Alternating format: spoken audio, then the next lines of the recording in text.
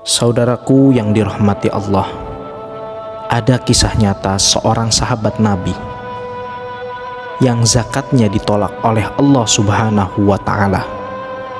Padahal sebelumnya ia adalah orang yang taat beribadah, rajin dalam mendirikan sholat dan menghadiri majelis Rasulullah Shallallahu Alaihi Wasallam.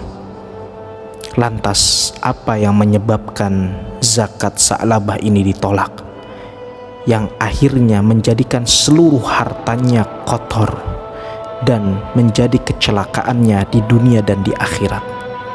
Insya Allah pada kesempatan kali ini kita akan bahas. Saudaraku yang dirahmati Allah, jangan lupa untuk menekan tombol like dan subscribe, insya Allah menjadi barokah.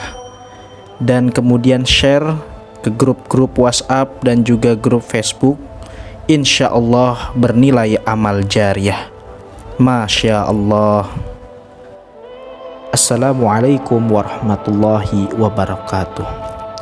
Saudaraku yang dirahmati Allah, kembali lagi kami di channel Si Calon Jenazah, yang semoga Allah Subhanahu wa Ta'ala senantiasa menjadikan channel ini menebar kebaikan dan menjadi salah satu sumber manfaat daripada menggali ilmunya Allah Subhanahu wa Ta'ala.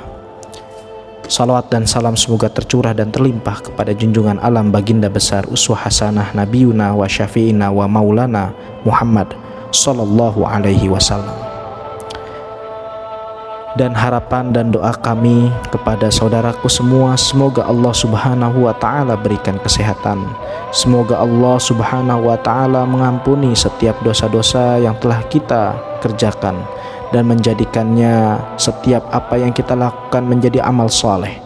Dan tentunya semoga Allah jadikan setiap umur kita yang tersisa sebagai episode keberkahan dalam menjalani setiap ketaatan dari Allah Subhanahu wa Ta'ala.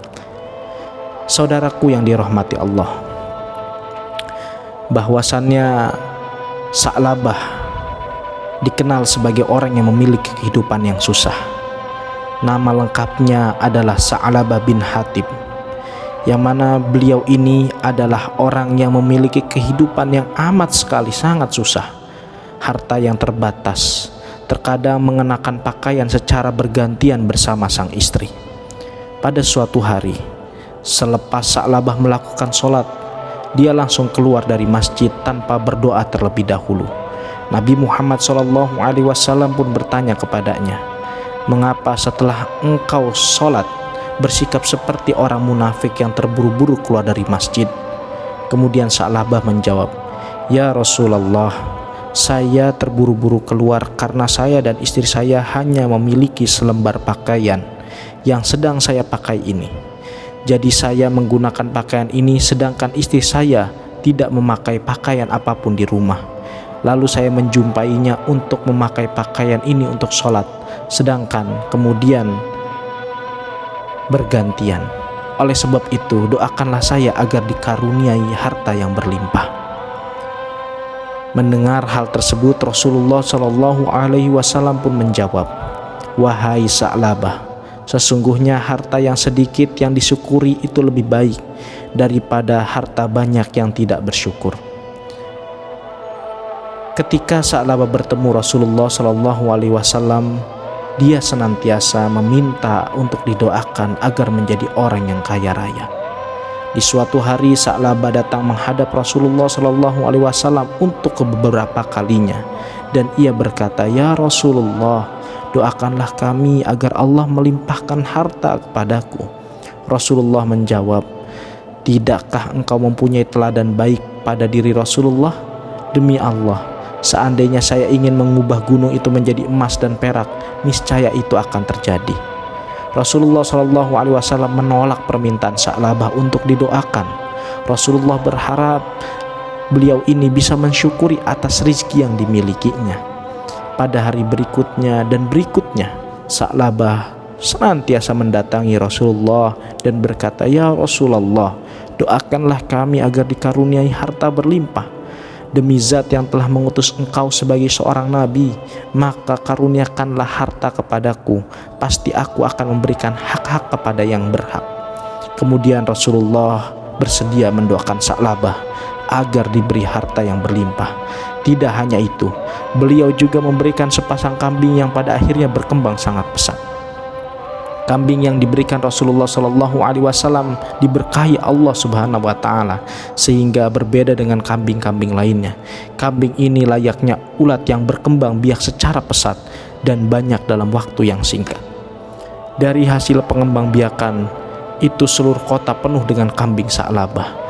Dia pun kemudian berpindah kota ke kota lainnya karena kambing-kambingnya terus berkembang biak. Sa'labah juga bermukim di desa agar memiliki cukup ruang untuk berternak kambing. Semakin hari kambing-kambing milik Sa'labah semakin banyak. Dia pun mulai sibuk dengan kegiatan barunya. Saking sibuknya, Sa'labah seringkali tidak mengikuti majelisnya Rasulullah dan sholat berjamaah. Lama-kelamaan Sa'labah hanya datang ke masjid ketika sholat Jumat, yang pada akhirnya dia benar-benar tidak lagi datang ke masjid untuk sholat. Pada suatu hari Rasulullah Shallallahu Alaihi Wasallam teringat kepada Sa'labah. Beliau bertanya kepada para sahabat, apa yang hari ini dikerjakan Sa'labah? Para sahabat menjawab, dia sibuk memelihara kambing yang banyaknya memenuhi desa ya Rasulullah. Rasulullah pun menjawab, celakalah Sa'labah. Kemudian Allah memerintahkan zakat. Maka Rasulullah Shallallahu Alaihi Wasallam mengutus 2 orang untuk memungut harta zakat darinya. 2 orang itu disambut baik oleh masyarakat yang hendak memberikan harta zakatnya. Mereka juga bertemu dengan Sa'labah dan meminta zakatnya. Namun Sa'labah tidak bersedia memberikan zakat. Dia malah menghina utusan Rasulullah Shallallahu Alaihi Wasallam. Sa'labah berkata, ini tidak lain adalah upeti. Kalian pulanglah agar saya bisa mempertimbangkan lagi. Ketika mereka berdua pulang kepada Rasulullah Shallallahu Alaihi Wasallam, sebelum mereka berdua bercerita, Rasulullah Shallallahu Alaihi Wasallam sudah bersabda, celakalah Sa'labah. Kemudian Allah menurunkan wahyu dijelaskan dalam Al-Quran surat At-Taubah ayat 75 sampai ayat 76. Dan di antara mereka ada orang-orang yang telah berikrar kepada Allah, sesungguhnya jika Allah memberikan sebagian karunia-Nya kepada kami, pastilah kami akan bersedekah dan pastilah kami termasuk orang-orang yang soleh. Maka setelah Allah memberikan kepada mereka sebagian dari karunia-Nya, mereka kikir dengan karunia itu dan berpaling, dan mereka memanglah orang-orang yang selalu membelakangi kebenaran. Saat Rasulullah Shallallahu Alaihi Wasallam membaca firman Allah, ada seorang laki-laki yang merupakan kerabat Sa'labah yang mendengarkan. Dia pun segera pulang dan menemui Sa'labah dan berkata, celakalah engkau Sa'labah, sebab Allah telah menurunkan ayat yang telah mengatakan seperti ini. Rasulullah Shallallahu Alaihi Wasallam murka kepadamu. Setelah Sa'labah mendengarkan itu, dia segera pergi untuk menemui Rasulullah dengan membawa zakatnya. Namun Rasulullah Shallallahu Alaihi Wasallam bersabda, sesungguhnya Allah telah melarangku untuk menerima zakatmu. Pada saat itu juga Sa'labah menaburkan tanah ke atas kepalanya sebagai penyesalan sendiri. Rasulullah Shallallahu Alaihi Wasallam bersabda, itu karena perbuatanmu sendiri, sebab aku telah memerintahkanmu akan tetapi engkau tidak bersedia mematuhiku.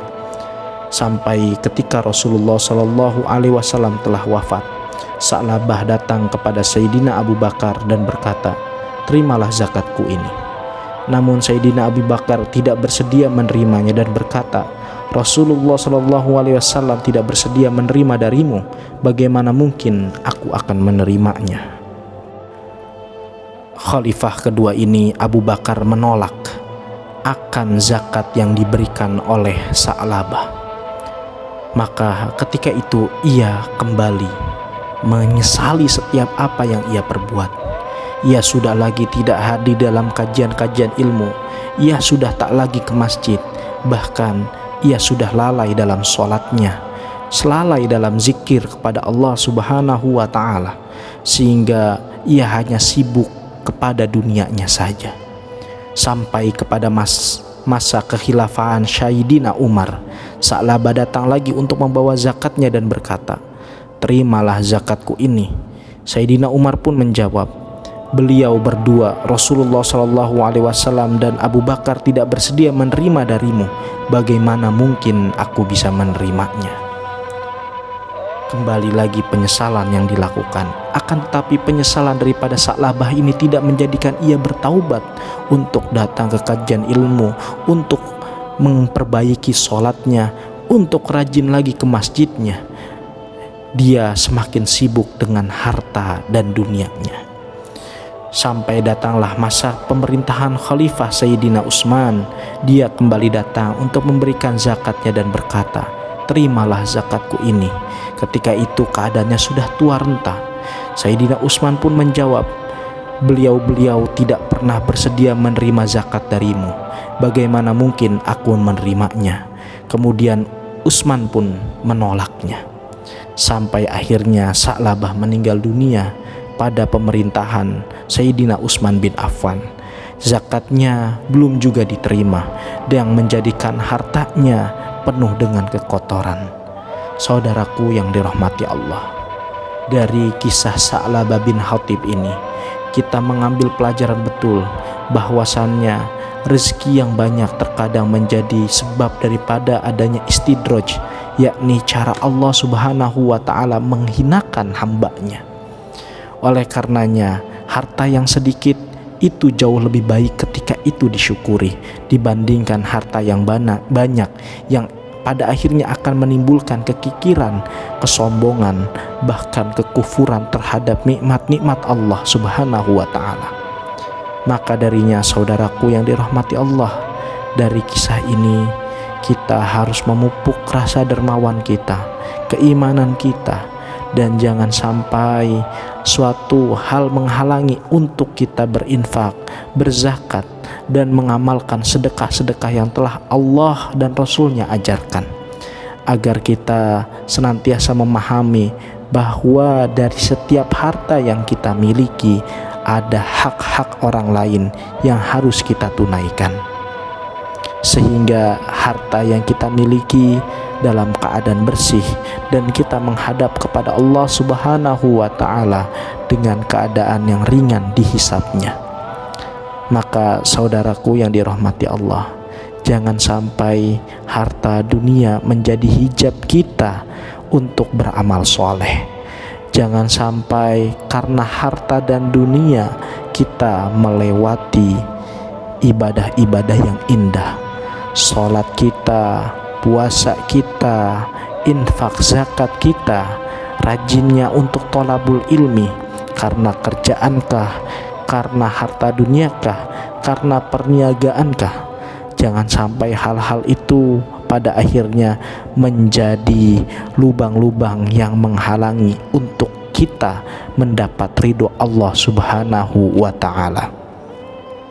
Demikian saudaraku yang dirahmati Allah, semoga kebenaran ini tentunya hanya datang dari Allah, dan semoga kisah ini menjadi inspirasi bagi kita, ibrah bagi kita, hikmah bagi kita, agar kita selalu menjadikan harta untuk bertambah syukur, bertambah qanaah kepada Allah Subhanahu wa ta'ala.